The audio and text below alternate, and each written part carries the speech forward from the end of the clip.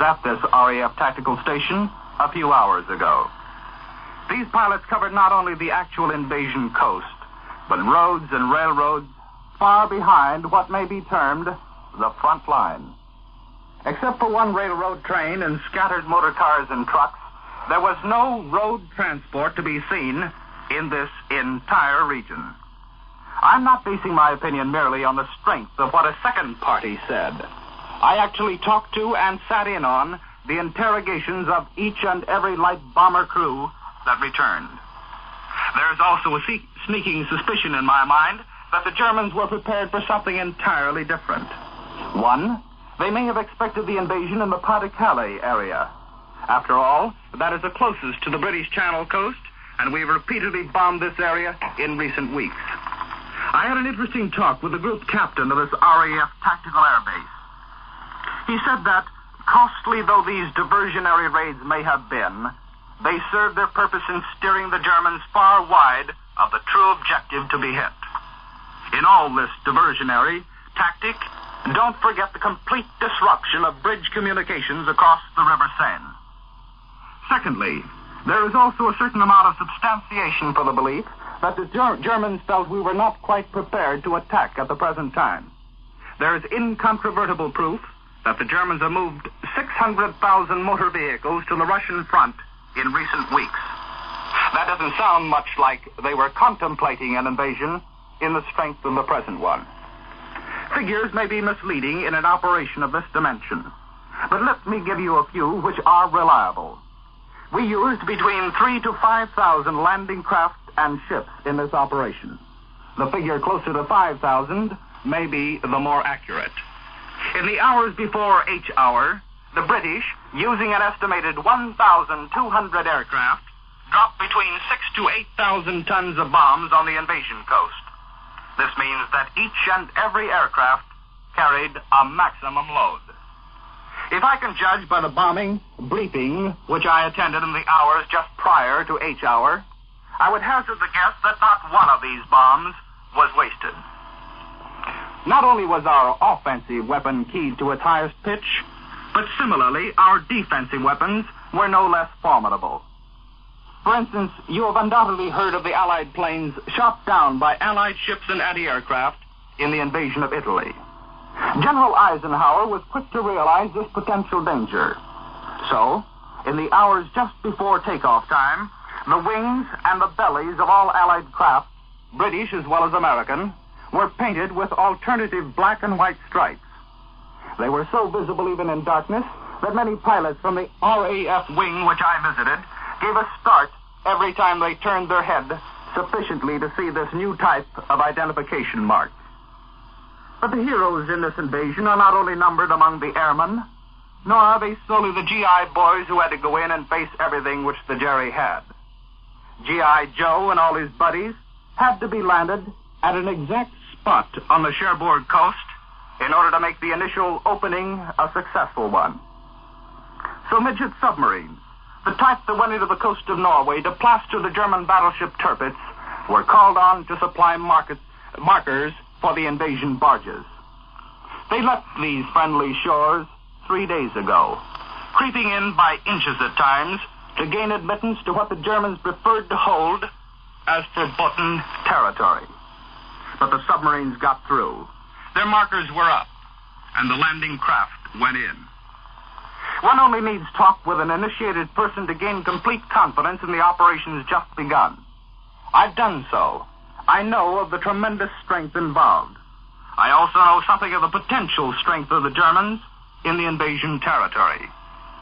Since I have complete confidence in the authenticity of the picture painted for me, I also have complete confidence in the success of these operations.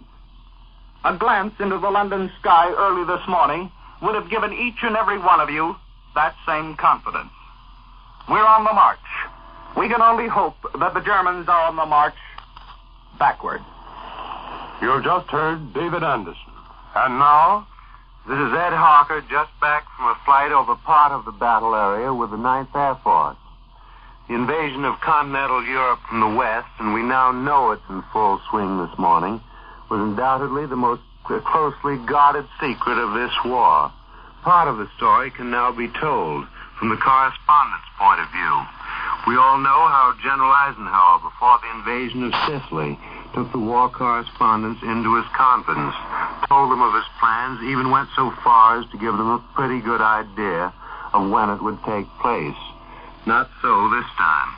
If any correspondent was taken into the general's confidence, it would be a surprise indeed to some who have enjoyed this privilege in the past. During the last few weeks, as the world was forewarned, there have been feints. Correspondents, some of the best, were called by phone, told to report at a certain place, were then escorted to points far removed from London, were wined and dined in a manner of speaking, and then just as abruptly sent back to London. One group was kept out of circulation for 10 days. My own call came on Friday. It so happened I'd gone to the 9th Bomber Command to interview General Sam Anderson and one of his colonels. I'd had it as the RAF flyers express it. A call from London instructed the 9th Bomber Command to keep me. On Saturday to transfer me to a 9th Bomber Command station. But even then, I thought it was part of another feint. Or I should say I didn't till yesterday. Beginning in the early morning, command cars started to appear at the station, more than usual. The MPs, who usually ride around the station in a Jeep, suddenly took to walking, and they were curious as to where I was going. In addition, the personnel, even including the correspondents, were told to remain. No moving off base at night for a few quick mild and bitters in the nearby pub. We were under lock and key, and it suddenly began to dawn on us that great events were in the offing. Our first official word that D-Day finally had arrived was given us at about 10 o'clock last night, British time. I sat in a small Nissen hut at the bomber station, just talking about friends back home, our families and children. The door opened and the base commander, Lieutenant Colonel Thomas Seymour, came in. "Be ready to fly in the morning," he said. "Be ready to be briefed at such and such a time." That meant D-Day, of course. We had planned no operational flight other than the one for D-Day. Within a few hours, we'd washed and shaved, for what reason I don't know. We had had our snack at the officers' mess. Then to the briefing room, where Colonel Seymour stood waiting for his flyers to seat themselves. A large, brightly lighted Nissen hut covered with maps and charts of Hitler's Europe. Like the men who bomb and have been bombing Europe day after day, Seymour rarely puts on any display of dramatics. He said, "Now, fellows, this is what you've been waiting for." And his voice was no more dramatic than that. "This," he said, "is Invasion Day." And then he and his intelligence officers gave us the information we had been waiting to hear, where it was going to take place. For an hour and a half he briefed us, repeated time and time again the words that today's bombing had to be good, that men crossing the channel at that very moment were depending on it.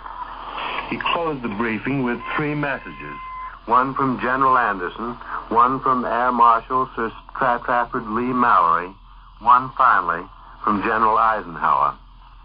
So it was at all the stations of the 9th Bomber Command early this morning, and in each case it was followed by crews of men filing out into the moonlit night, each crew to its own marauder, parked in the diversion area. The name of the plane that took me to see the opening of this great invasion is Hoots Zooch Shooter. We took off before dawn. The rendezvous was about an hour off, someplace along the channel, possibly out in the channel, it doesn't matter. As we approached, so did many other planes, their silhouettes outlined by the full moon. And then as the dawn of a new day spread out over occupied Europe, the marauders pointed their noses toward the east, headed for their target on the French coast. Below, as my eyes got used to the light, I counted upwards of 60 invasion boats. There were more later, hundreds. Above, the skies were filled with an infinity of planes of all descriptions. Beyond, closer to the French coast, allied ships of war were blasting the targets along the invasion beaches. That was the picture as France loomed through the sun-beamed haze and clouds. And then shortly, too shortly in fact, we were over the coast, heading toward our target, only 3 minutes away. It was an effective bombing. I saw it. The smoke, flame, and dust testified to that. And then, sitting in the waist of that B-26, I saw the flag, light but strong, rise out around our formation. I had a sudden sensation of fear, and only after crossing the coast, headed back toward England, did I again regain my composure. Off to my left, the young bombardier sitting in the plexiglass office sat reading a newspaper. That helps, too. As for the battle itself, I certainly can't picture the turn of events from an eyewitness story from the waist of a B-26. But one thing for sure. While I saw some German planes go over Europe today, the mastery of the skies is ours. Your guess is as good as mine as to where the Luftwaffe is. But Prime Minister Churchill today, as it's already been pointed out, said 11,000 Allied planes are available. It's estimated 7,000 of these were used this morning, 5,000 bombers of all types, and 2,000 fighters, or in fighter strength alone, equal to all those available to Germany. You just heard the eyewitness reports of NBC's own staff correspondents, Wright Bryan, David Anderson, and Ed Hawker, all of whom have just returned from the front-line invasion area.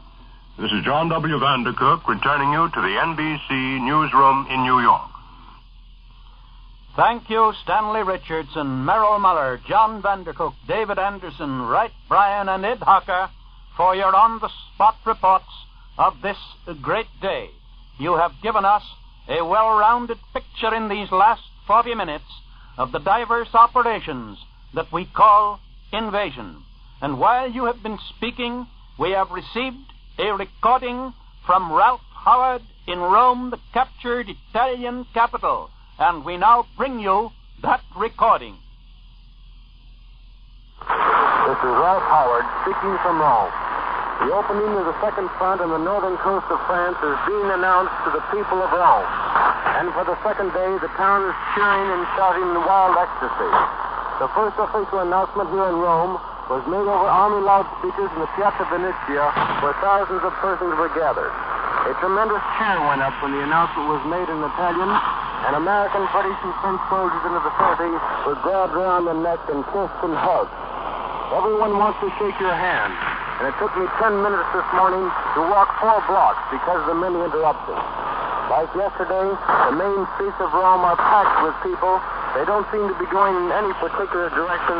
They just want to be out and watch the long lines of jeeps and military vehicles move slowly through the streets. The feeling is electric, and the word of the Western invasion is spreading like wildfire. Small groups of people call to one another, spreading the news, and those first hearing of it immediately break into smiles and want to shake the hand of the nearest person.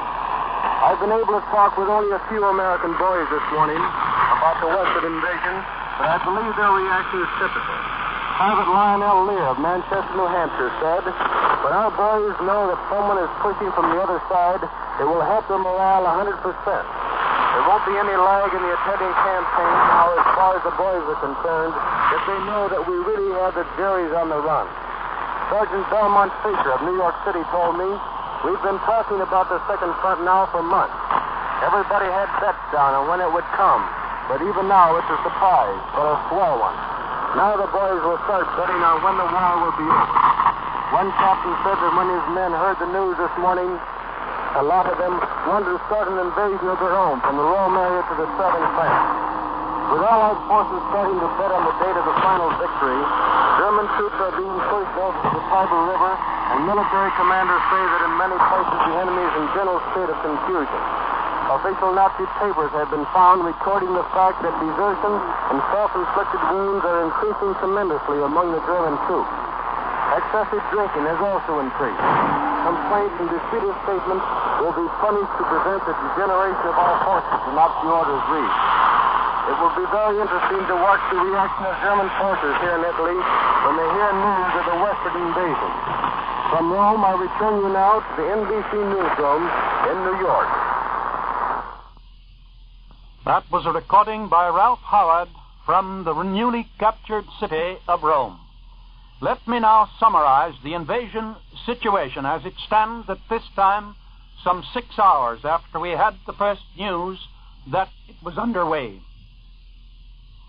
We have landed on 2 points of the Normandy coast between Cherbourg and Le Havre, and we have established ourselves on those beachheads successfully. From those 2 points, our troops have succeeded in marching inland. That is the test of a successful beachhead. The fact that the troops that have landed there can proceed from their original landing point and make their way inland. You will remember at Dieppe, we never succeeded in getting inland at all. We landed, but were forced to go back. Here, we have landed successfully. We have made landings at other points also, but so far as we know, we are marching inland from 2 points only. We have word that we have taken 2 Channel Islands, Guernsey and Jersey. They are important for later operations. The chances are that we will establish airfields there for further development of the operation. Marshal Pétain has just broadcast over the Nazi-controlled Paris radio appealing to the French people not to aggravate our misfortunes by acts which would bring upon you tragic reprisals. The Marshal's voice has long ceased to have any power with the French people. The voice to which they listen today was that of General Eisenhower, telling them what lay ahead. We know that there has been a naval battle in the estuary of the Seine River. That naval battle, according to German reports, we have won. The Germans also tell us that there is heavy fighting at Caen. That is a matter of 20-odd miles inland in Normandy. It is an important railroad center where our paratroops landed and where they are now defending the points which they seized. London tells us that German destroyers and E-boats, that's motor torpedo boats, were reported to be entering the Allied operational area off the coast of France. That means that we are following up this initial success in the Seine estuary. There was a heavy bombardment of the British Channel coast across the Straits of Dover. That bombardment lasted for 45 minutes. Immediately after it began, Allied bombers escorted by fighters took off from British bases and winged their way across. And within a few minutes after their arrival over French soil, the bombardment ceased. There is every indication that everywhere along the French coast we met less opposition than we had expected. The obstacles encountered were less severe than we had supposed. The initial landings have been successfully completed. We have landed at least 60,000 paratroopers, British and American, at various points in Normandy. Undoubtedly, according to what we have heard so far, they are holding their positions. The initial phase of the invasion has been successful. That, of course, is the initial stage. The Germans will now bring up reinforcements, and the real struggle will begin. But every Allied leader is satisfied with the progress made so far. The National Broadcasting Company, continuing our complete coverage of the invasion news, takes you now to the NBC newsroom in Washington. And this is Richard Harkness in our nation's capital.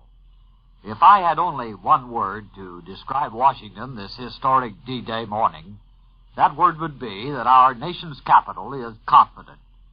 There is a feeling here that now the invasion is underway, it will succeed. But before the day is out, we undoubtedly will have some word direct from President Roosevelt. The President is scheduled to hold his regular press and radio conference this afternoon at 4 o'clock, and, of course, Mr. Roosevelt will undoubtedly comment on the progress of the invasion. Well, certainly that word confident describes the mood of President Roosevelt last night, only a few hours before our invasion of Hitler's fortress Europe was formally announced. As you know, Mr. Roosevelt broadcast last night on the liberation of Rome. Well, as Commander-in-Chief, the President certainly knew what was coming in Europe before the night was over. But as he sat in the White House waiting to broadcast, he gave no hint to the little personal crowd which jammed into his broadcasting room. Mr. Roosevelt was surrounded by his family. Mrs. Roosevelt is in Washington, and so are the President's two grandchildren, Sisty and Buzzy, his daughter, Mrs. Anna Bodiger, and his son-in-law, Major John Bodiger. Well, the President was in an unusually good humor. He joked with the network announcers and engineers. The President drew a big laugh when he threatened to mention Anthony Muto, Tony Muto, a newsreel man of Italian descent, along with Christopher Columbus, Marconi, and other prominent Italians who have contributed to world progress. So the President, obviously, was confident of the outcome of this mighty Allied invasion. He even slept through the early hours of the attack. Well, another person who knew what was coming was General George C. Marshall, the Chief of Staff. Well, General Marshall was the honored guest last evening at the Russian Embassy, where he received one of the highest military decorations the Soviet can give. Well, it can be told now that the general puzzled an imposing list of dignitaries when he declined to wait for the customary buffet supper, which incidentally is very good at the Russian Embassy. But the answer came within a few hours when General Eisenhower's headquarters announced the invasion, and now everyone knows why General Marshall went home early last night. Well, then Secretary of War Henry L. Stimson set an example of confidence. He stayed at home during the small hours of the morning when the news was being flashed all over the world. As you recall, Mr. Stimson had told a news conference days ago that we won't start the invasion until we are sure of its success. Well, meanwhile, the House will meet at 11 o'clock Eastern Wartime this morning to consider the price control extension bill, and the Senate will meet at noon to work on the same subject. But it is quite likely that most of our representatives, our senators too, will spend their time in the cloakrooms with their ears glued to the radio for the latest invasion bulletins. Well, Washington, of course, is an international city. There is a little bit of England here at the British Embassy. There's a little bit of France, for instance, at the French legation. The British ambassador, the tall, gaunt Lord Halifax, is the first diplomat to make a direct statement on the invasion. Lord Halifax says that he has no doubt that we will have very tough fighting on the continent of Europe. But Lord Halifax goes on to say that we all have complete confidence in General Eisenhower, complete confidence in his deputy commanders, and complete confidence in all our Allied troops. Well, that statement of Lord Halifax seems to summarize, perhaps better than any other statement, the way Washington feels about this invasion. Complete confidence in the men who are doing the fighting, and complete confidence in the men who are in our high command. Well, as a city, Washington is taking the invasion calmly. The nightclubs and cocktail lounges still were packed when the German radio proclaimed the invasion at 12:37 Eastern Wartime this morning. But the city had been fooled by that Associated Press flash for 2 brief minutes last Saturday, so this time Washington was a little blasé about it. Then, of course, when Allied confirmation came at 3:32 a.m., most of the people were in bed. However, a list of Washington dignitaries had asked the NBC newsroom some weeks ago to call them at any hour when the invasion comes.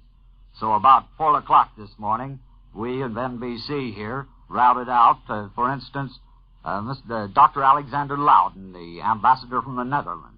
And we awakened Senator Barkley, the majority leader of the Senate from Kentucky. We routed out Speaker Sam Rayburn of Texas, and then Representative Joe Martin, who is the minority leader. And then when the Capitol awakened this morning, there was little evidence of real excitement. People jammed their way onto Washington's overcrowded streetcars and buses and went to work as usual. So far here in Washington, there have been no whistles or no ringing of bells. It's just another workaday Tuesday in this world's biggest business, which is the United States government. However, news dealers on the downtown corners report that their sale of newspapers has been fairly brisk so far. And I noticed that people having their orange juice, toast, and coffee in downtown restaurants this morning all had their noses buried in the newspapers or were cocking an ear for radios, which do seem to be going full blast all over town. Well, among the street crowds here in Washington, reaction is slow. A streetcar motorman, alluding to the Associated Press's false invasion announcement Saturday, said, "I heard another announcement a couple of days ago, and I want to wait and see on this one." However, there is an air of grimness here. A large group gathered at St. John's, the Church of the Presidents, and special D-Day prayers were read this morning. Well, as this business goes on as usual here in Washington, it is all connected, of course, with the war. For instance, Leo T. Crowley, our Foreign Economic Administrator, says that he is leaving soon for Italy to make a personal inspection of the relief problems brought up by our liberation of Rome. Then on Capitol Hill, reaction to the invasion is one of prayer for the success of our American and our British soldiers. Meanwhile, referring to another phase of the war, Senator Homer Ferguson, a Republican from Michigan, announces that he will demand a congressional investigation into the Pearl Harbor tragedy. The House is scheduled to vote on a resolution extending the time for trial of the Pearl Harbor commander. And then another story here, which on a normal day would be a front page, top headline story. A special House committee is planning to hear this morning Montgomery Ward Chairman Sewell Avery testify in its probe of seizure of the mail order firm by the United States Army. Well, one of the civilians largely responsible for the success of this invasion mounted today is Mr. Donald M. Nelson, the chairman of the War Production Board. Well, the invasion itself found Nelson outside of Washington and typically found him at work spurring the country to new production records. Nelson is in Detroit, and in this big war center, his schedule today calls for conferences to try to iron out some of Detroit's strike troubles. Nelson was informed of the invasion during the early morning hours, but he had no comment to offer. Yesterday, you'll remember, the War Production Board chairman delivered a rather scathing rebuke to both management and labor for industrial unrest as the invasion hour approached. And today, it's expected that Mr. Nelson will undoubtedly elaborate on his statement. So, if I may summarize, Washington is taking the invasion in its stride with an air of calm confidence. You have just heard Richard Harkness speaking from Washington. Now, NBC continues its coverage of the invasion as we return you to the NBC newsroom in New York. Here we are back in the NBC newsroom in New York, and coming toward the microphone at this time to give you more of the last-minute flashes as they're coming over the wire is Robert St. John. Here's one from London, which quotes the German DNB agency as broadcasting a report that Allied tanks have penetrated several kilometers into France. That looks as if we are deepening our bridgehead, as if we have begun to go places in France. And here's one that quotes the German Transocean Agency as broadcasting the claim that almost 80 medium-sized warships are approaching our beachhead in France. Now, that bulletin doesn't say what kind of warships they are. I assume they are Allied warships. And here's another bulletin from a U.S. fighter base in England, which says that Thunderbolt pilots returning from the invasion area today reported that Allied troops are piling onto the shore of France virtually with no opposition, and that the skies are practically clear of German planes. And now here's another bulletin. Just a second, here's one more bulletin. Here we are. Another bulletin that says big guns on the French coast opened fire across the Strait of Dover shortly after midday today. A salvo of 4 shells was seen to explode. And here's another one. The German Transocean News Agency says that Allied paratroopers have landed on the islands of Jersey and Guernsey west of the Norman Peninsula. And here's another one. The German High Command, in its first invasion communique, today said Allied forces suffered very heavy reverses in the Caen area of northern France, and it claimed that an entire regiment of paratroopers was destroyed in that sector. Our own communiques have reported only light casualties, and we mustn't put too much stock in these German claims of wiping out whole regiments. That's the usual Nazi trick. Here's another bulletin. It says that the Nazi-operated Paris radio today said that it has become clear that General Eisenhower, the Supreme Commander of the Allied armies, is concentrating his efforts on the capture of Cherbourg. Cherbourg, as you know, is one of the principal French ports on the English Channel. And now that is the latest word just over the wire on this mammoth military operation. Bulletin by bulletin, report by report, the big story is being built up. For many months, we've been perfecting our plans here at NBC for covering this biggest of all war stories. NBC reporters at this moment are gathering last-minute details at the official news sources of Allied headquarters in Washington, all over the world, in fact. We have been putting these bulletins onto the air just as fast as they've come in, and we will continue to do so. Now, right now, I'm looking at a clock in front of me with a second hand, and right now it is exactly 9:32:09. It is exactly 6 hours since we received, at 3:32:09, a bulletin from London. I want to read that bulletin to you again. That was called Communique Number 1 of Allied Supreme Expeditionary Force Headquarters, the first bulletin of the greatest invasion in the history of the world, and this is the way it read. Under the command of General Eisenhower, Allied naval forces, supported by strong air forces, began landing Allied armies this morning on the northern coast of France. That is a communique which will echo down through the corridors of time. That is communique number 1 announcing the Allied invasion of Western Europe, of Hitler's fortified continent. Now, for those 6 hours since that bulletin came out, NBC has been giving you, without interruption, news, bulletins, interviews, eyewitness accounts, every conceivable kind of coverage of this, as we newsmen believe it to be, the greatest news story in the history of warfare. For 6 hours, we have been going on here without interruption. Some of us have made 20 and 30 broadcasts to you already. We're going to continue to give you that coverage without any interruption, without any commercial announcements, without anything but perhaps a little music later in the day occasionally, but nothing but news.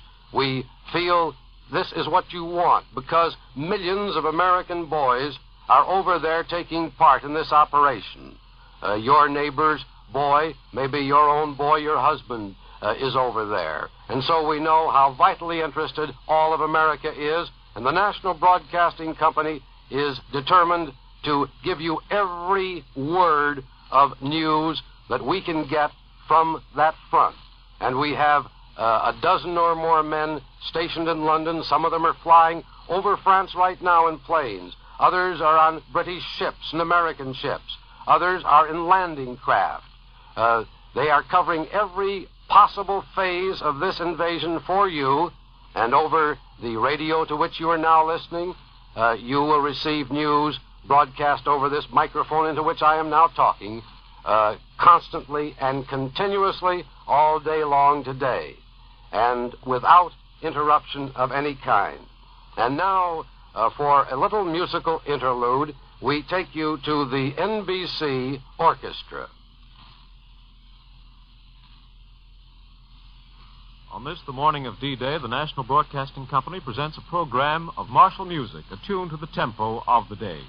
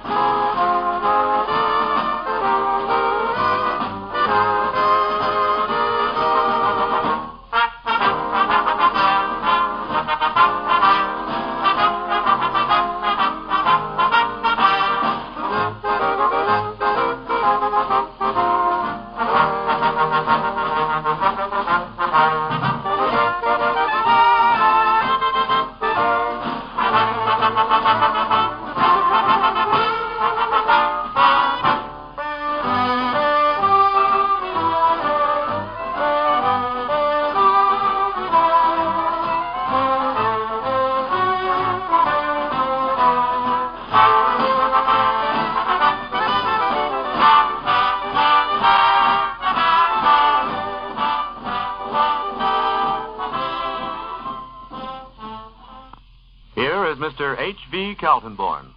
A bulletin.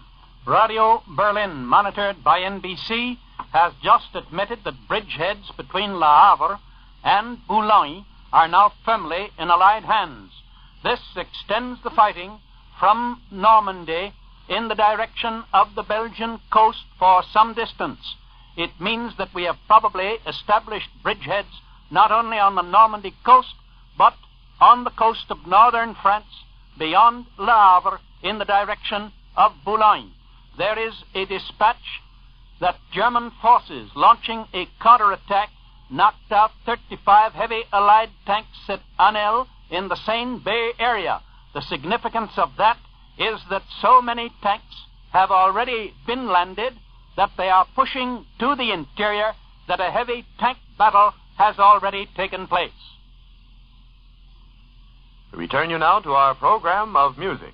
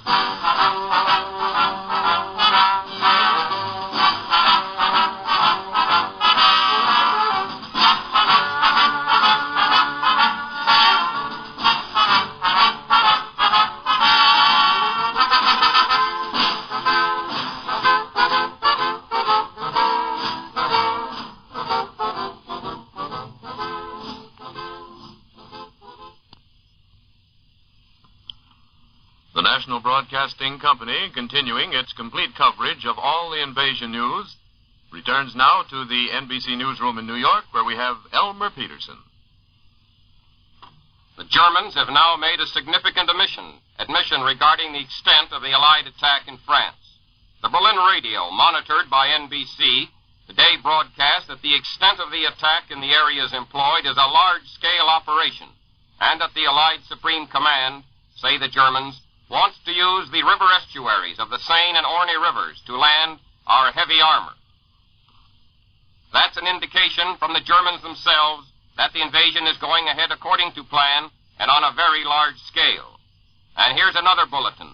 The German DNB news agency has broadcast today that the 28th and 101st American Parachute Divisions had been dropped in the Normandy Peninsula area of France. The Nazis claim that many have been taken prisoner. Here is the first report in any detail, and it comes, we remind you, from an enemy source regarding these paratroopers and airborne troops which have been dropped behind the German lines in France.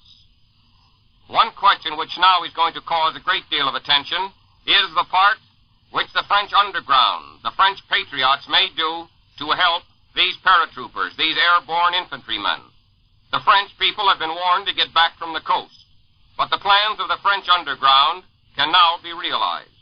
We have yet to get anything like a detailed report from Allied sources on what's happened to our parachute troops, how much resistance they've encountered, to what extent they've been able to consolidate the positions they've already gained. One thing is certain. The Germans will make every effort to encircle these paratroopers and airborne infantrymen, for they are a real threat to German communications. However, these airborne Allied troops are going to have the assistance of the French underground. In fact, some of the most carefully made plans of this invasion are going to be involved in the cooperation, the very close and direct cooperation between the French patriots and the Allied soldiers who are now fighting behind the German lines. For Allied strategy is taking a form which the German commanders fear greatly. Not only must they consider frontal attack, not only must they consider the steady mounting impact of Allied air bombing, they also must consider the fact that their lines may be turned. They must also consider the fact that a threat from the rear can at any time cause them to be encircled. They must consider the fact that as their communications are destroyed, one field commander will have very little idea of what another field commander to his right or his left is engaged in his fundamental strategy. The German Transocean News Agency has another report.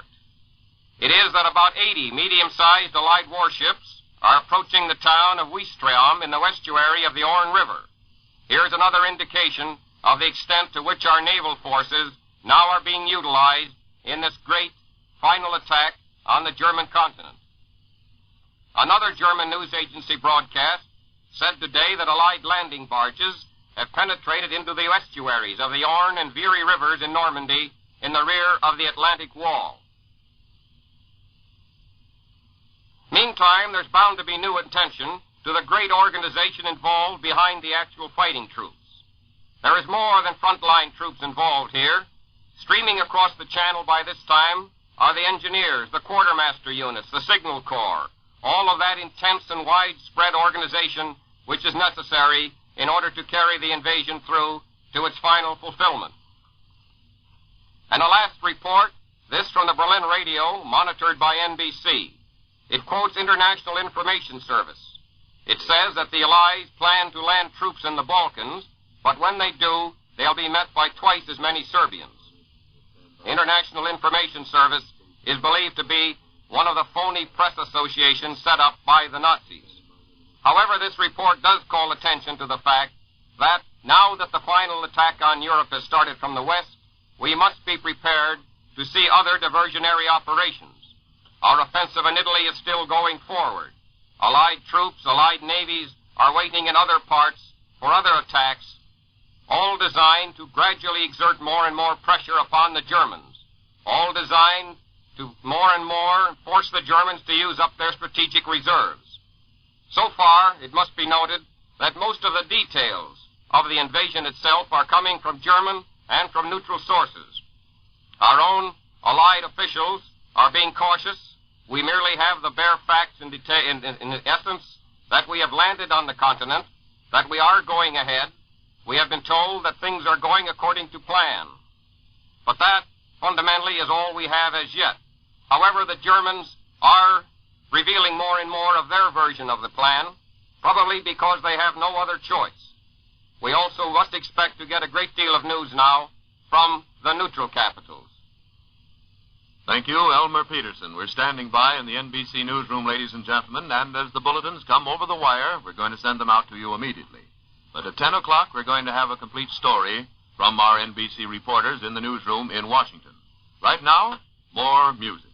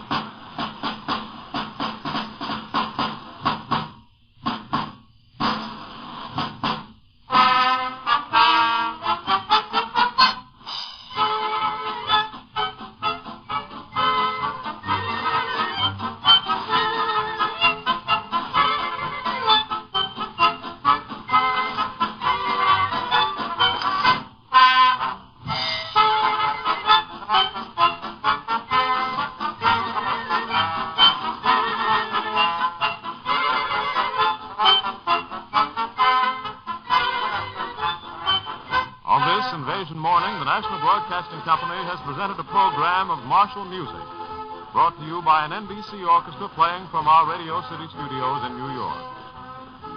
This is the National Broadcasting Company.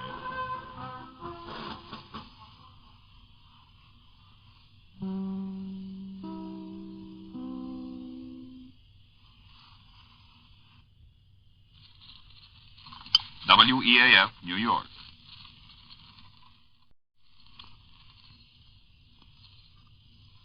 The National Broadcasting Company continues its invasion coverage with a special program from Washington. We present the wives of our invasion leaders, who will be interviewed by Nancy Osgood of the NBC Washington staff. And now, Miss Osgood. There probably isn't a person in the country today who wouldn't like to broadcast his own personal good luck message to our invasion chiefs and their troops. Well, that, of course, is impossible. So NBC has arranged the next best thing. We have asked the wives of our invasion leaders to do it for us. Mrs. Dwight Eisenhower, Mrs. Harold Stark, Mrs. Carl Spots, Mrs. Allen Kirk, and Mrs. James Doolittle. Their husbands are not only leaders, they're also fighters, men who will share with their troops all of the hardships and dangers of war. Because we know these things, we feel that the wives of these men, the women who know them so well, can speak for all of us in wishing the men their husbands command a quick trip to Berlin. We had hoped to present as our first guest today Mrs. Dwight Eisenhower, wife of the commander of our invasion forces, but she has found it impossible to be with us. This is more than D-Day to the Eisenhowers because today, at the graduation exercises at West Point Academy, their son, John Eisenhower, becomes Second Lieutenant John Eisenhower, United States Army. Mrs. Eisenhower cannot be with us this morning, but she's given a personal message to us to broadcast for her, and these are her words. This period of waiting for the invasion has been a great strain for all of us. We have been waiting and watching for the word which finally reached us officially at 3:32 this morning. We know now that our men are attacking our enemies. We know that they will be victorious. But we also know that they have many trying hours ahead, hours in which we shall find it difficult not to be restless and unnerved. We're eager to help in some big way, and yet if we could ask our fighting men what they would have us do, they would tell us, ours is the job to fight, yours to help, by remaining as cheerful and as busy as possible. So let's have faith, cheerfully wish them luck, and work a little harder than ever before, even if only to roll bandages for an extra hour each week. It will all count, all help to bring our men home sooner. This has been a personal message from Mrs. Dwight Eisenhower, wife of the commander of our invasion forces. And now let's hear from Mrs. Harold Stark. Her husband, Admiral Stark, is in command of all our naval forces in the European theater. And what is your wish for the Admiral and his men today, Mrs. Stark? My wish is the same as that of everyone else. May the troops have all the luck in the world so that victory will come quicker. But I want to add something more. In fact, I think we all have the same idea in the back of our minds, that it's going to take more than just plain luck. Yes, indeed, we do need more than an ordinary share of luck, but at least we know that we have the best of everything else. Leaders, men, and equipment. But we need more than that. Our troops are launching the biggest military operation in history. Naturally, their success is our biggest concern, but we aren't helping by just thinking about it. Our own spirits will remain higher, and the war be shortened if each one of us keeps just as busy as possible. Well, I understand that you yourself are a very good example of keeping busy, Mrs. Stark. But speaking of advice, tell us, have you ever given the Admiral any instructions as to how he should take care of himself? Yes, indeed, I have sent him plenty of instructions, but carrying out those instructions is another matter. In fact, he has slept through several air raids. Well, that sounds as if the Admiral isn't afraid of the Luftwaffe. And judging from recent operations, it doesn't look as if any of our high command is. However, the German Air Force is something to be reckoned with in the invasion.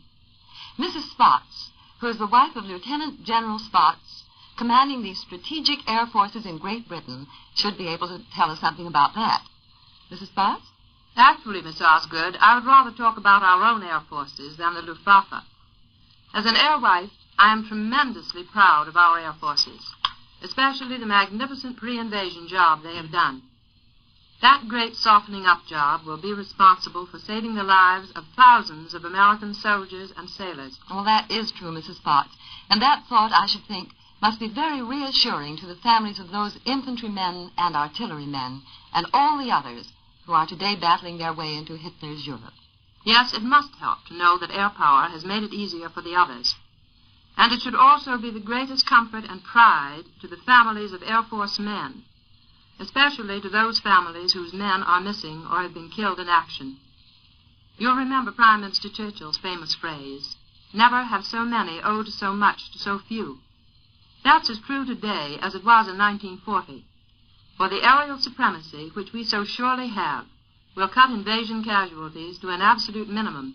We may have what will seem like very high casualties these first few days, Mrs. Spots, but we know there'll be nothing like we might have had without air superiority. That's very true. And you can be sure that we do have that air superiority. For the invasion would not have been launched without it. Never in history has a great military undertaking been so carefully planned. I hope all you wives and mothers understand that. Everything has been thought of and done to give that man of yours the best chance possible of coming through this terrific action. You can be sure of that, and you can take comfort in it. Thank you very much, Mrs. Spots. As we send our good luck greetings to your husband and his airmen today, we can also add our thanks for making it safer and easier. Now, the Navy, too, has a big job in this invasion. Everything, from our biggest warship to the smallest landing boat, has a specific job to do. The man who is in charge of the United States Naval Invasion Task Forces, Admiral Alan G. Kirk, once summed up the Navy's responsibility very well. Just how did he put it, Mrs. Kirk? My husband has said that when American soldiers are to be landed on foreign soil, it is the duty and the privilege of the American Navy to put those troops and their equipment ashore, to keep them supplied and to protect the landings as long as may be necessary. That's it. And that's what Admiral Kirk and his men are really doing right now. You see, Admiral Kirk and his staff have been in England many months planning and preparing for this very thing. As you know, we've undertaken tremendous amphibious operations before, in Africa, in Sicily, in Italy, and in the Pacific. We've learned valuable lessons from all of these landings, sometimes at great cost. But every one of those lessons is being put to advantage at this moment. Consequently, we can be certain that this, the biggest landing of all, will be the most successful. Here at home, we can believe in success as well as wish for it. And I hope that every one of you will put your confidence in our Navy. Theirs is a splendid and terrible responsibility, but it's one they will surely fulfill. And we do sincerely know that, and we believe, of course, in success, Mrs. Kirk. For we know your famous husband meant it when he said it was up to his Navy to land our troops on foreign shores and keep them supplied afterwards. Thank you so very much, Mrs. Kirk, for representing the thousands of Navy families all over the country in wishing their sons good luck and successful landings. And we have another mother here in the studio today, Mrs. James Doolittle, who has a double family interest in this invasion.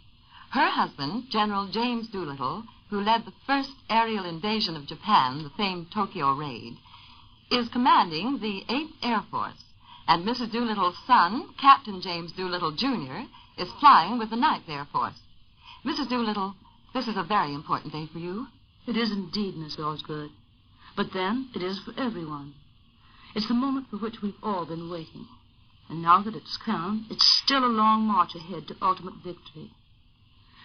The boys know that we have complete confidence in their success. However, there's even a greater job to be done than has taken place before, not only on the invasion front, but on the home front as well. We'll need teamwork here as well as there. Well, we certainly all agree with you on that, Mrs. Doolittle. Our troops expect even more than our confidence. We need more than ever before, to show our courage. They expect us to keep our chins up. We know that this invasion will be costly, but as Mrs. Stark has said, there's nothing like work to take our minds off of that. And 2, it makes our men happier. I've talked to so many of them when they've come home from the fronts, and they are much more contented when they know that their women are actually doing something, anything to hurry victory. I'm glad you mentioned that, Mrs. Doolittle, for I'm sure that all those women who are doing some kind of war work feel a very special contentment and pride today. They know that they helped make this invasion possible. That's right. And that's why I'd like to say, especially to those mothers who have given so much toward victory, your sons are fighting to make that victory possible.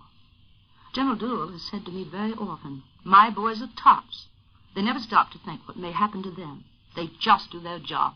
Thank you, Mrs. Doolittle. I think you've summed it up very well, for that is what thousands of Americans are doing today. Our soldiers, sailors, and airmen are all fighting with all their might to clear the road to Berlin. They aren't thinking of what may happen to them. They're just doing their job. And behind them is a nation not only wishing them luck, but pushing them along that road with everything it has. The wives of our invasion leaders have put it better than anyone else could possibly have done. The men have our prayers, our confidence, and our support. You have just heard good luck messages to our invasion troops from the wives of their leaders, Mrs. Harold Stark, Mrs. Carl Spots, Mrs. Ellen Kirk, Mrs. James Doolittle, and a personal message from Mrs. Dwight Eisenhower, who was unable to be here in person, with Nancy Osgood of the NBC Washington staff as commentator.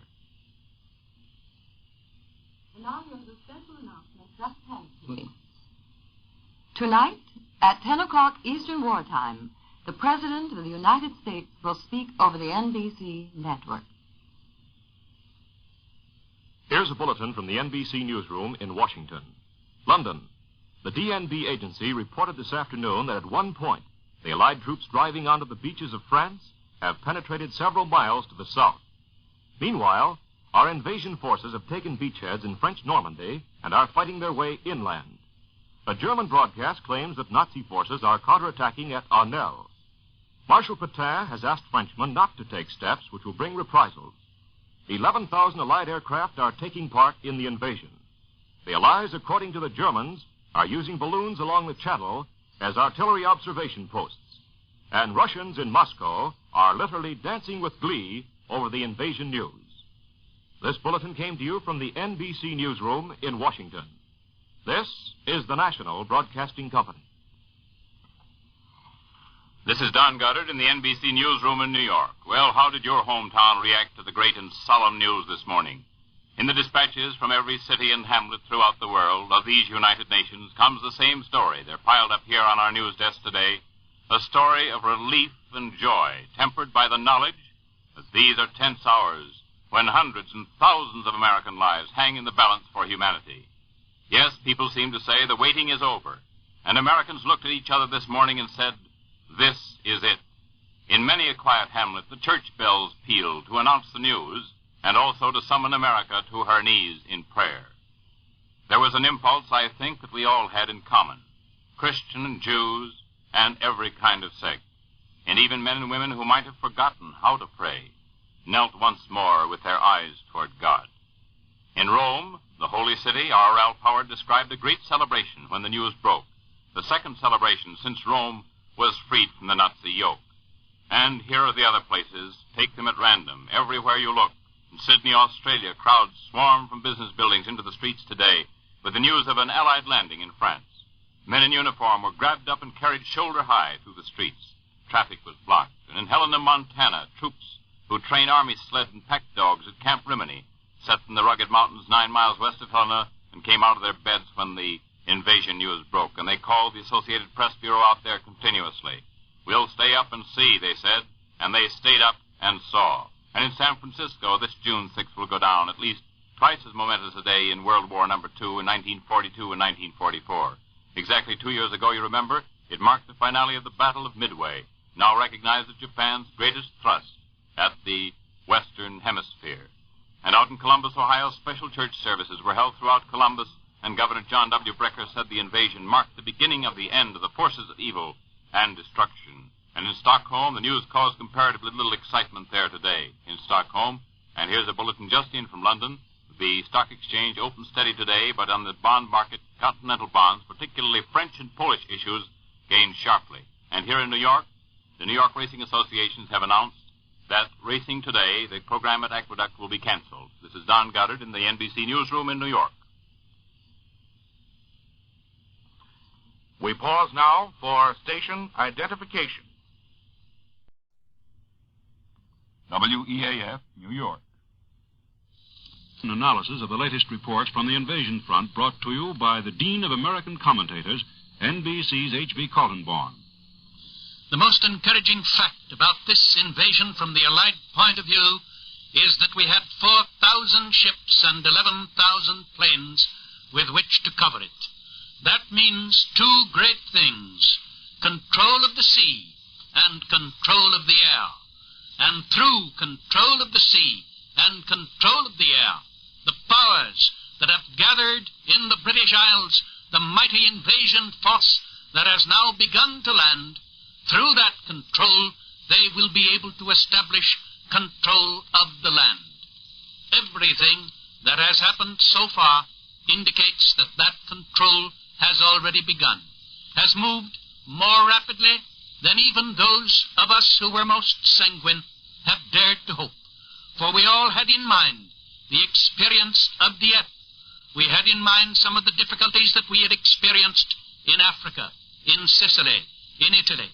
And yet, here in France, so far as we now know, many of those difficulties were either eliminated or overcome.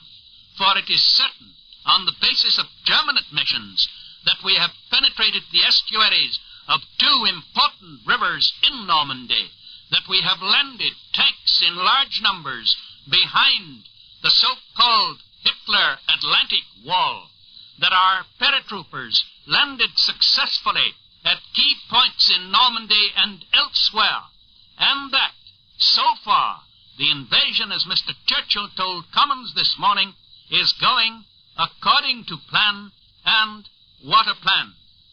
In other words, we've made a magnificent start. Obviously, the Germans are only now beginning to recover from their first surprise, for it evidently was a surprise. They had obviously counted on our taking advantage of that short 20-mile distance between Dover and Calais. They had not counted that we would risk the 80-mile crossing from southern England over to Normandy, and they were evidently not as well prepared there as they were presumably prepared across the Channel. Certainly, that helped us in our opening moves. All the German admissions are significant, for obviously they would not make them unless they felt they had to. We penetrated into the estuaries of the Seine and the Orne rivers. The Seine, tremendously important, because once we control that estuary, we are in a position to fight for the possession of the tremendously important port of Le Havre, which the French only in recent years developed to the point where it is their most important transatlantic port, with every possible equipment for the landing of every type of ship. And the control of the estuary of the Orne River means control of the important town of Caen, a great railroad center in Normandy, and undoubtedly also a center of airfields, which in the flat country surrounding that particular area could readily be established in considerable numbers. And of course, it is our purpose in landing on this particular part of Normandy to secure for our use some of those airfields. And while we have no precise indication that our paratroopers who have landed in large numbers are landing there for the purpose of seizing airfields, we know that that undoubtedly is the plan which they would follow. For once we control the airfield, our control of the air can then be transferred from the coast of Britain to the coast and to the inland points of France. And if we begin with airfields in that flat country in the neighborhood of Caen, get control of those, then we are in a position from there to move steadily forward from one airfield to another in cooperation with our landing forces at various points on the French coast. And according to the reports that have come to us, our landings are not confined to Normandy. They extend much farther to the north and to the east along the Channel coast. They go as far as Boulogne, and some have been made even east and north of Boulogne, which means that we are alerting the Germans at a dozen different places along something like 250 miles of coast, so that already their railroad problem is a difficult one, because they are unable to concentrate their forces at any given point. They must be prepared to meet what might be a major thrust anywhere along 250 miles of coast, and it is a 250 miles of coast where for the past 2 years we have been bombing the railroads, bombing every possible type of construction that could aid those who would resist invasion. We have landed heavy armor. That, too, comes from the Germans. They tell us of one tank battle in which they claim to have knocked out 35 tanks. Well, perhaps they did knock out a score or even more of tanks, but how many more were left? For obviously, if we have penetrated the estuaries of those rivers, if, thanks to this huge invasion fleet of 4,000 ships and other smaller ships, we have managed to get up into those rivers with these landing barges, which again and again at various fronts I have seen discharging their tanks by rolling right up on the shore, why, it's quite possible that we have landed hundreds of tanks at several points. And once we have succeeded in doing that, then we are in a position to carry on, to move over the excellent French roads, to follow up with armor, with mechanized material, so that we can move with speed, move with precision, move with firepower. And here, that vast accumulation of military material which we have been building in the United States, which we have transferred to the British Isles, and which today has begun to land in France, will stand us in good stead. A bulletin from an Allied air base in England tells us that many Allied assault troops are now already beyond the initial danger zone of total exposure in France. That means that they have established themselves, that possibly they have made connection with the landings on the coast, that they are no longer isolated units defending themselves alone against superior forces of Germans, but that already contact has been established between those forces that were landed 10, 15 miles, 20 miles inland, and those that are landing barges inland, and those that are landing barges deposited on the shore where they established their beach positions. The Germans tell us that we have definitely established ourselves in at least 2 places firmly, so that we have been able to not only to hold the beachheads, but to penetrate beyond them, to force our way inland, which of course is the test of any successful invasion. Within the last few hours, British heavy bombers dropped 5,000 tons of bombs on the Channel coast batteries. That happened last night and early today. That's a new record of bombing. That climaxes 2 years of bombing. That reminds us how magnificently our great air power has paved the way successfully for today's events. The Germans tell us that landings have been made on 2 Channel Islands of Jersey and Guernsey.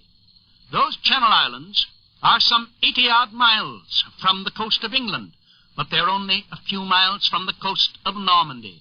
And from those islands, once we have established air bases on them, and that will not take long, we can strike either towards Brittany or towards Normandy. We will have comparatively secure air bases again because of our control of the sea, from which we can strike in to the help of any particular detachment that may be in difficulties somewhere in the interior of Normandy. And the seizure of those islands is an important factor in the development of our offensive.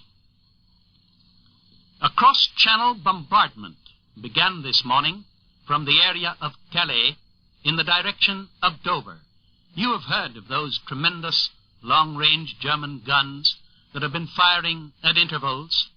They fired this morning for only 45 minutes, and then the Air Force that started from the British Isles and that went over the position of the guns and that soon located them, by dropping their loads of bombs, promptly silenced them. Here, as elsewhere, what we had thought of as secret German devices, as particular German ingenious mechanisms to prevent invasion, failed to come off.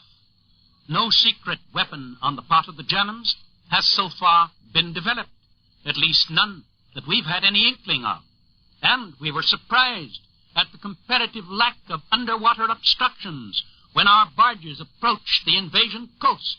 We managed to reach the coast with comparative ease and, so far as we are aware, with comparatively little loss. Our own secret weapon, the little one-man submarine, helped us tremendously because those little craft went across the channel last night and established markers so that every invasion barge, as it approached the French coast this morning, knew exactly where it was intended to land. The weather was with us. The moon was out. Conditions, so far as we know, were particularly favorable for our landing operations. The first German defenses, then, established along the coast, have evidently failed. The shore batteries, on which they counted so much, failed to stop our invasion barges. Why? Because those barges were covered by fighter planes to such an extent that those batteries, as soon as they opened up and revealed their positions, were promptly knocked out. That is, those that have not already been knocked out by that particularly heavy bombardment which has been concentrated on that Channel coast now for several weeks past. Our experiences in Africa and Sicily and Italy have proved invaluable in organizing today's invasion. Many bitter lessons had to be learned. Fortunately, we have learned them. We have found ways to overcome the difficulties that developed during those early invasions when we were inexperienced and when our mechanized invasion material was not as good as it is today. You may have wondered why it took us so long to develop this invasion. The reason is the determination on the part of the Allied command to make it as inexpensive as possible in human life. A bulletin has just come from Washington that tells us that President Roosevelt has called the High Command to the White House for a D-Day conference. He called into consultation the highest-ranking military and naval officials. That means Admiral King, General Marshall, General Arnold, among others. He will confer with them, and perhaps on the basis of what they tell him, he will give the nation some message, perhaps at his regular press conference today. This is not the only invasion. Remember that this is but a beginning. Yes, the Germans say we landed 3 paratroop divisions, but we have more than 3 paratroop divisions. We have only made a beginning. The great mass of the accumulated human and mechanized material that we have been piling up in the British Isles for the past year, all that has not yet begun to be landed. We have huge forces that are available for a landing in southern France, something that the King of Norway said this morning in speaking to his people suggested to me the possibility of an invasion of Norway. And so, on this great day, let us recognize that invasion has begun, but only one invasion, not the only one. Thanks to our patience, thanks to the long delay, thanks to the determination to save human life, we can now make invasion after invasion until they bring victory. Good morning. You have just heard an analysis of the latest reports from the invasion front brought to you by the Dean of American Commentators, NBC's H.B. Kaltenborn. The National Broadcasting Company will continue to bring you complete and full reports on the invasion as they come to us at the NBC newsroom here in New York. This is the National Broadcasting Company.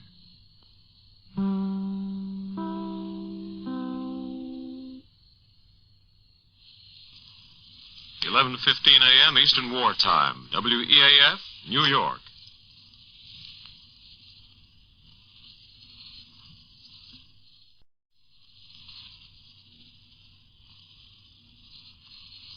The National Broadcasting Company brings you a program of songs by Tommy Taylor.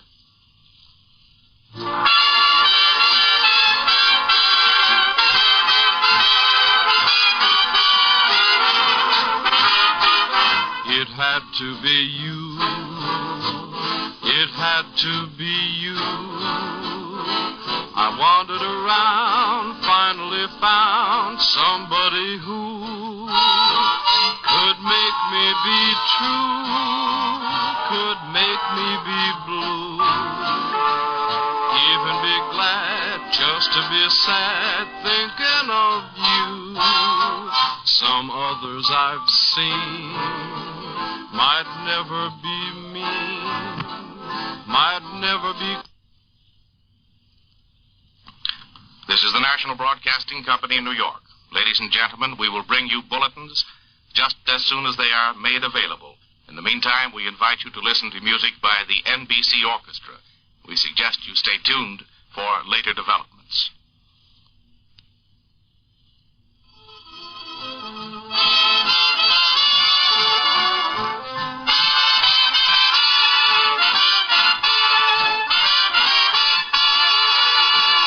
For nobody else gave me a thrill. With all your faults, I love you still. It had to be you, wonderful you, had to be you.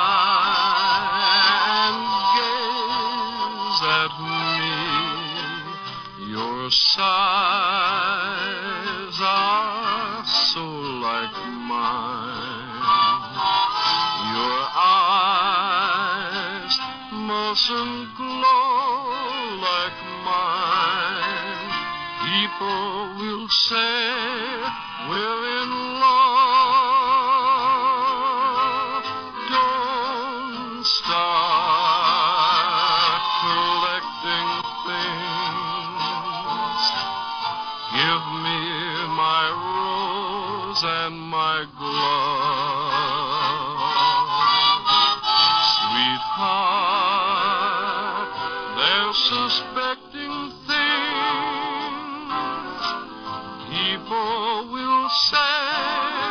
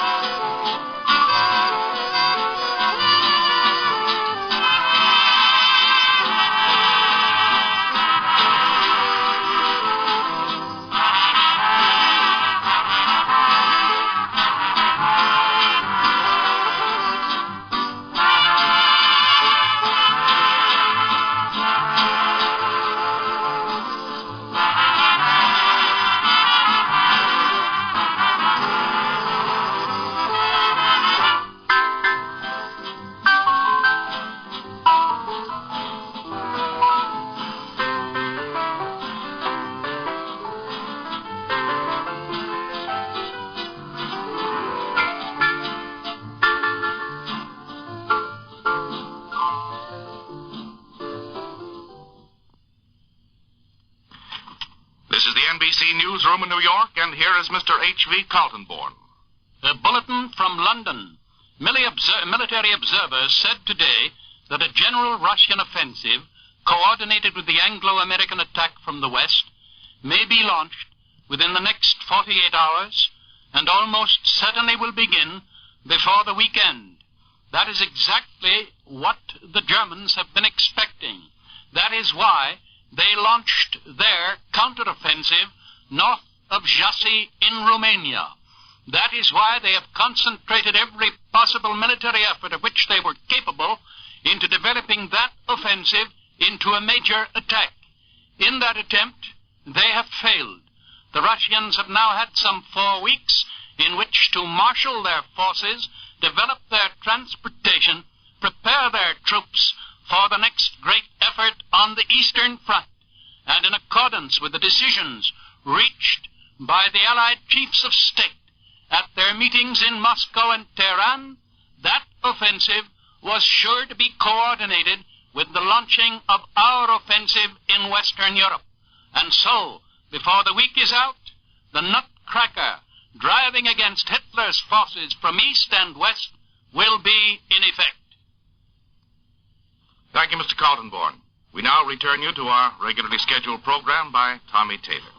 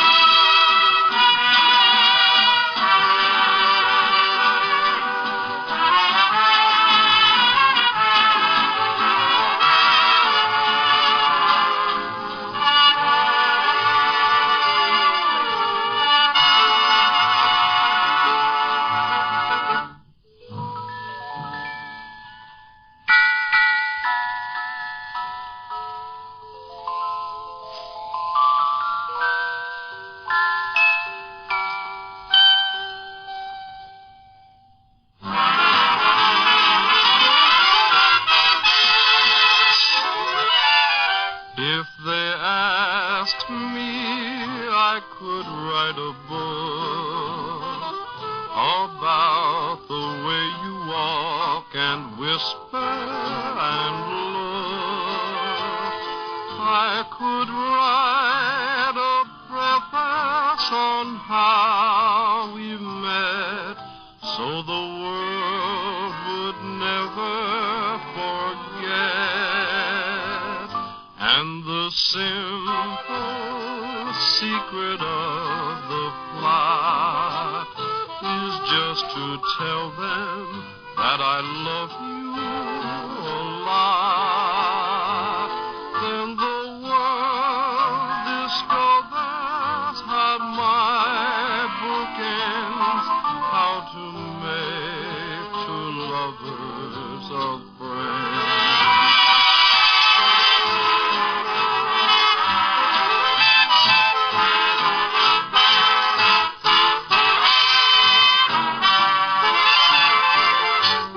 I could write a preface on how we met, so the world would never forget. And the simple secret of the plot is just to tell them that I love you a lot. When the world discovers, as my book ends, how to make two lovers of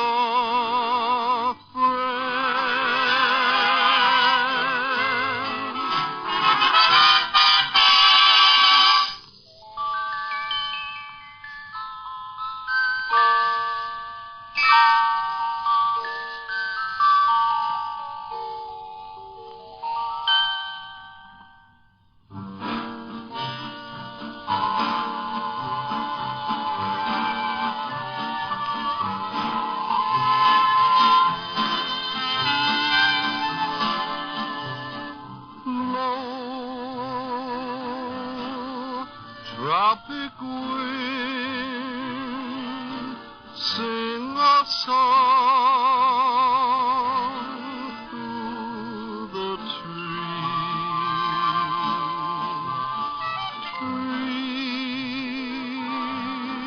Sigh to me, soon my love I will see.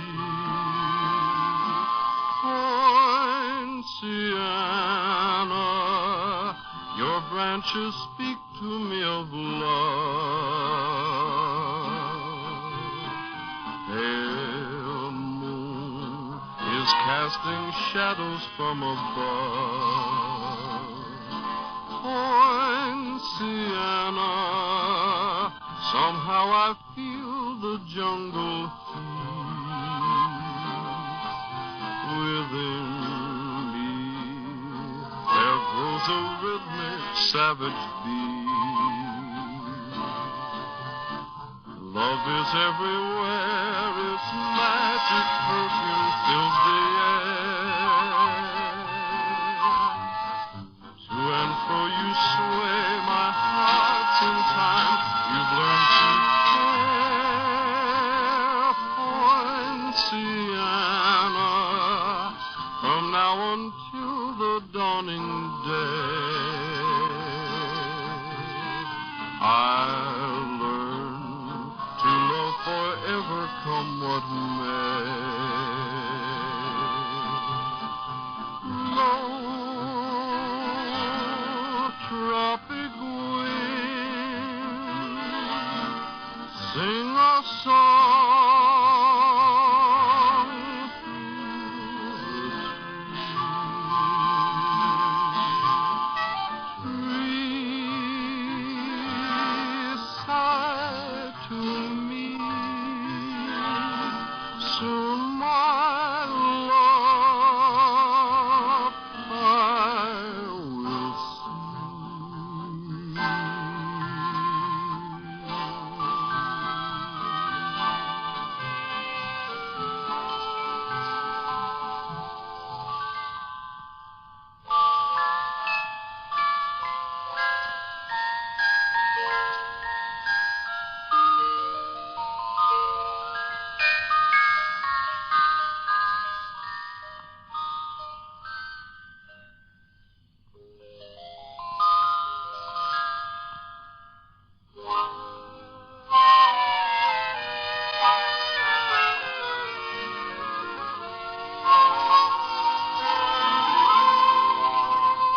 The sky huddles up in a gray shawl and skulls.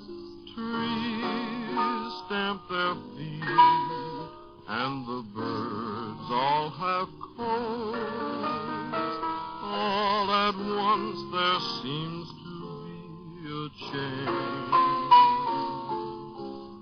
Am I right, or is it all a strange illusion? Why is my heart dancing? Imagine dancing. You look at me and suddenly it's spring. Why do I keep sighing? Not sad, just sighing. I'm young and free, and suddenly it's spring.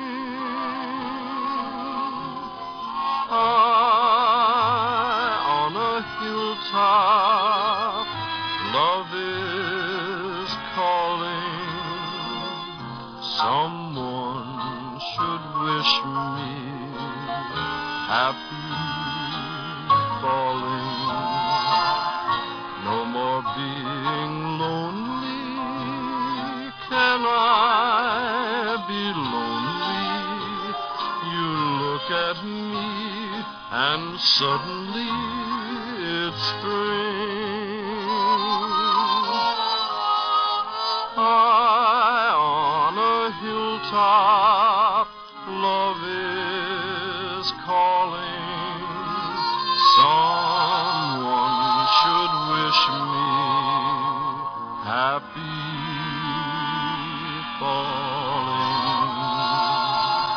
No more being lonely. Can I be lonely? You look at me and suddenly it's spring.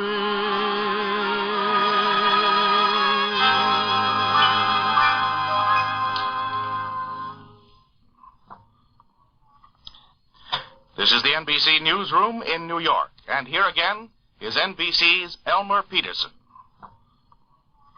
In a special invasion extra, the Army newspaper Stars and Stripes at Naples reported today that 30,000 Allied paratroopers have landed in France to spearhead the massive operations now underway along the Normandy coast and inland from the Normandy coast.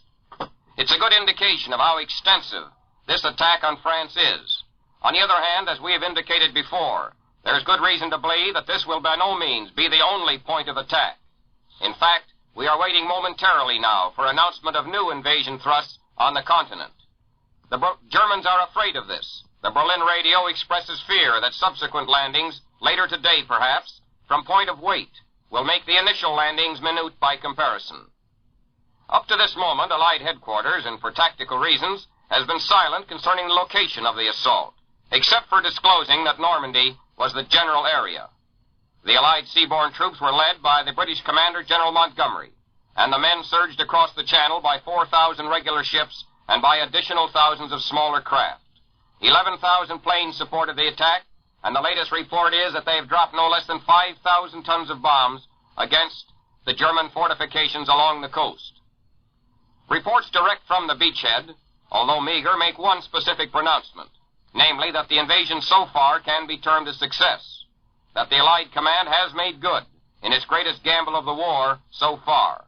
And it was nothing less than a gamble, for the landings were made against the strongest fortified section of the French coast. They were made against defenses on which the Nazis have worked with their best engineers for several years. They were made against everything the Germans could put up in the way of defense. Allied reconnaissance pilots now report encouragingly that the invasion troops have secured the beachheads and are cutting steadily inland. And if any confirmation is needed, Vichy Radio admits the drive inland is going right ahead. An Allied reconnaissance flyer says that our forces have pushed beyond the coastal danger area. It calls attention to what may be our far-reaching strategy. It may be that we intend to cut straight across southwestward through France in a wide encircling movement in which will be joined by attacks in southern France. And a late broadcast by the Berlin radio says that Allied tanks have penetrated several miles now between the towns of Caen and Isigny on the Norman Peninsula. NBC's reporter Ed Hocker flew over 20 miles of the invasion coast this morning, and he reports that not a single German coastal gun was firing in the entire invasion zone, which would indicate that our forces have completely knocked out the enemy's initial line of defenses. It may be that the Atlantic Wall will not in the end prove as formidable as had been feared. It must be remembered, however, that the Germans' own strategy undoubtedly will be to withdraw and then bring powerful counterattacks to bear. And to our powerful Navy guns go credit for smashing the Germans' first line of defense. More than 640 guns, as we've reported before, hurled thousands of shells into the German fortifications, many of them 16-inch shells. Explosive tore through those fortifications on which the Germans rested their hopes of blocking the first landings on the continent. 2 American parachute divisions, the 28th and the 101st, have been dropped behind German lines and presumably are attending to the business of ripping up enemy communication lines, seizing airfields, and strategic rail lines. And one development, of course, as the invasion progresses, will be that we will make use of captured airfields. The Germans will have left these airfields cut up, destroyed as best they could do it. But our engineers will go to work, as they have done in Italy, to repair airfields quickly, and thus give us advanced air bases for further attacks against the Germans. President Roosevelt will go on the air at 10 o'clock tonight and lead the nation in a prayer for victory. After his talk last night on the fall of Rome, he retired to his room to start writing the prayer. Mr. Roosevelt expresses hope that the entire nation will join with him in voicing the prayer at 10 o'clock tonight, Eastern War time. As we've said before, the attack along the Normandy coast of France, this invasion, calls attention to the part which Russia may soon play in bringing to bear against the German a great encircling movement from all sides. In fact, in Russia, they've received the news with great joy. The Russian people are elated. Their 3 years of waiting for the blow from the West has now become a reality. And the attack has a special significance for the armies of Premier Joseph Stalin.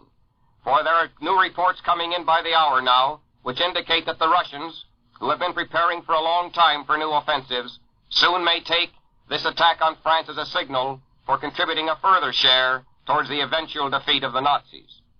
The Russian troops are ready to perform their part in this final offensive to crush all that Nazism stands for. In fact, in London at this moment, there are predictions that a new Russian offensive may be launched at any moment. Berlin would have us believe that the German people are taking the invasion calmly, with no excitement, no extra additions, no special radio announcements. An early morning broadcast from Berlin tried to minimize the magnitude of the cross-channel thrust. It said that the Allied intentions are not clear. But in a subsequent announcement, the Berlin radio was forced to change its tune to this, that the Allied landings mean this is the great invasion. And what the effect will be on the German people, we can only imagine. They have had their hopes of a split between Russia and Britain and America. They have had their hopes, carefully built up by Nazi propagandists, that somehow the Atlantic Wall would hold back the invasion of France.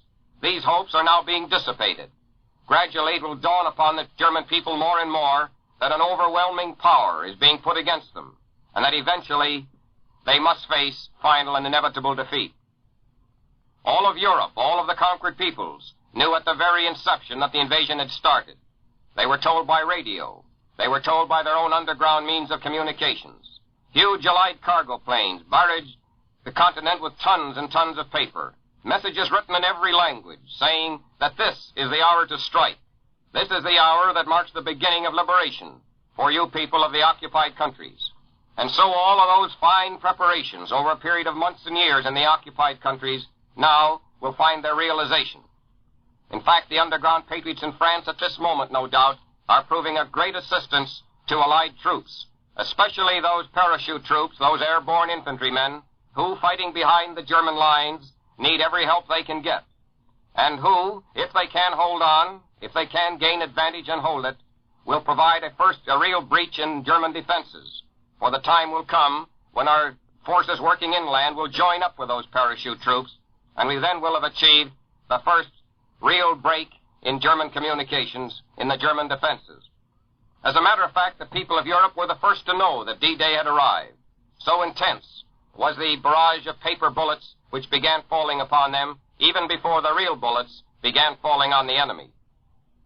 A late claim by Berlin that the Nazis have launched a counterattack at Osnell near the mouth of the Seine River and knocked out 35 Allied tanks has no confirmation as yet from Allied headquarters.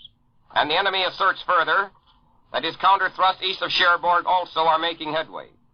But the supreme German counterattack is not expected possibly for a week, by which time they will have been able to bring up all their reserve strength for perhaps an area 500 miles around.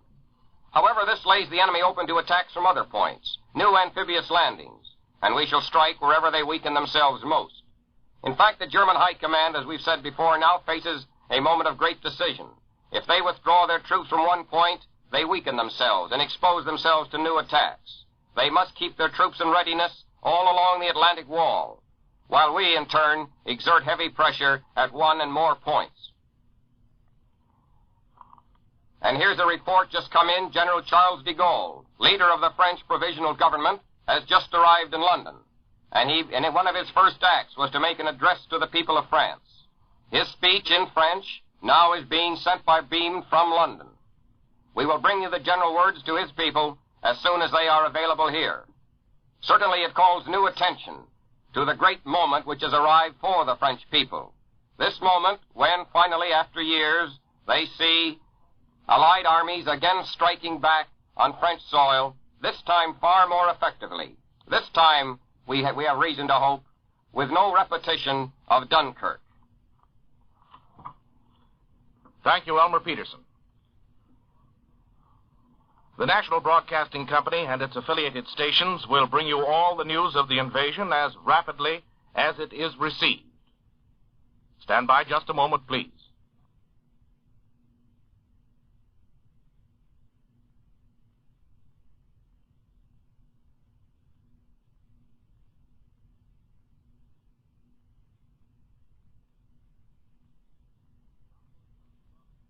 Now for a special broadcast, a message of General Eisenhower. We take you to London. National or by outside leaders, I say, follow the instructions you have received.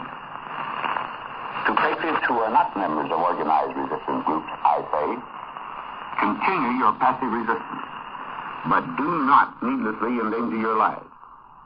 Wait until I give you the signal to rise and strike the enemy. The day will come when I shall need your united strength. Until that day, I call on you for the hard task of discipline and restraint. Citizens of France, I am proud to have again under my command the gallant forces of France. Fighting beside their allies, they will play a worthy part in the liberation of their homeland. Because the initial landing has been made on the soil of your country, I repeat to you with even greater emphasis my message to the peoples of other occupied countries in Western Europe. Follow the instructions of your leaders. A premature uprising of all Frenchmen may prevent you from being of maximum help to your country in the critical hour. Be patient. Prepare. As Supreme Commander of the Allied Expeditionary Force, there is imposed on me the duty and responsibility of taking all measures necessary to the prosecution of the war. Prompt and willing obedience to the orders that I shall issue is essential. Effective civil administration of France must be provided by Frenchmen. All persons must continue in their present duties unless otherwise instructed. Those who have made common cause with the enemy and so betrayed their country will be removed. When France is liberated from her oppressors, you yourselves will choose your representatives and the government under which you wish to live. In the course of this campaign for the final defeat of the enemy, you may sustain further loss and damage. Tragic though they may be, they are part of the price of victory. I assure you that I shall do all in my power to mitigate your hardships. I know that I can count on your steadfastness now, no less than in the past. The heroic deeds of Frenchmen who have continued the struggle against the Nazis and their vicious satellites in France and throughout the French Empire have been an example and an inspiration to all of us. This landing is but the opening phase of the campaign in Western Europe. Great battles lie ahead. I call upon all who love freedom to stand with us now. Keep your faith staunch. Our arms are resolute. Together we shall achieve victory.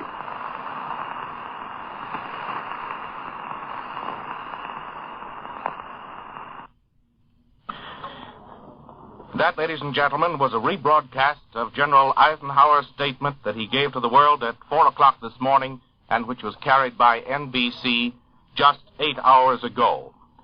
We'd like to call your attention to a broadcast, 1 full hour of news beginning at 12 o'clock, in which we'll bring you pickups from various portions of the country, including our nation's capital in Washington. We now bring you a program of music. We continue now with Don Reed and an NBC orchestra.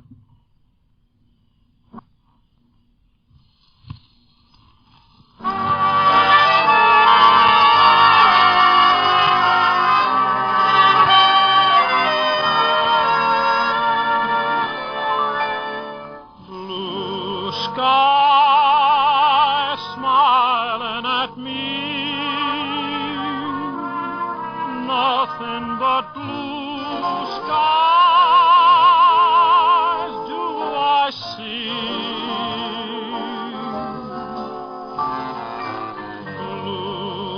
Bluebirds singing a song, nothing but bluebirds from now on.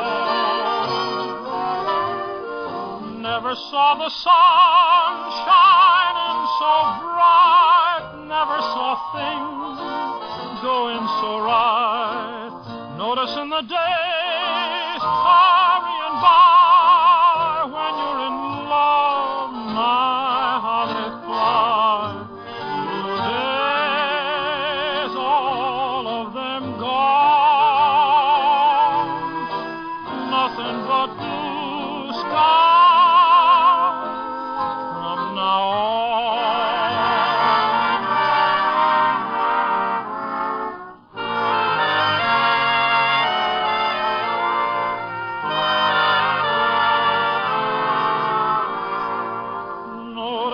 the days hurrying by when you're in love, my, how they fly. Blue days, all of them gone, nothing but blue skies from now.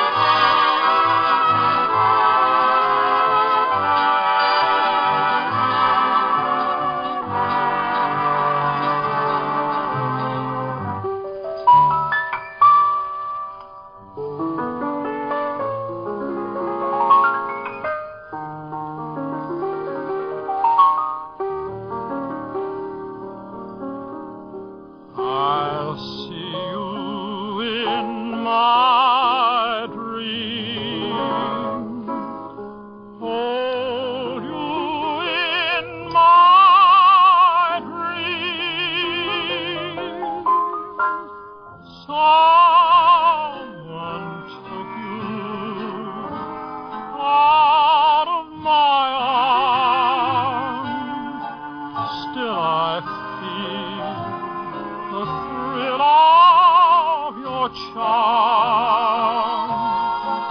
Lips that once were mine, tender eyes that shine,